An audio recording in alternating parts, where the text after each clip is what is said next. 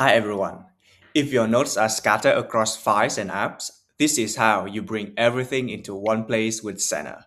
You can import content from your computer, including text files, PDFs, Word docs, image, and even audio. You can also import directly from apps like Notion, Evernote, Apple Notes, and Obsidian. Here's how you can do it. First, click Add in the left sidebar and select Import.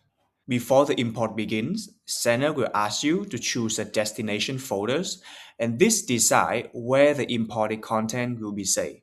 For example, I can select the folders project A and confirm. Next, you can choose the files you want to import.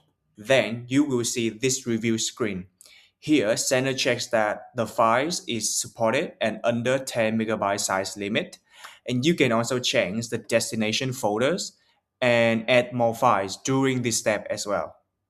If everything is okay, click import. Then a progress bar will show the import status until it finishes. And after the import completes, you will see a summary showing how many files were imported successfully, like this, and whether any file has failed. And then you can click done to finish.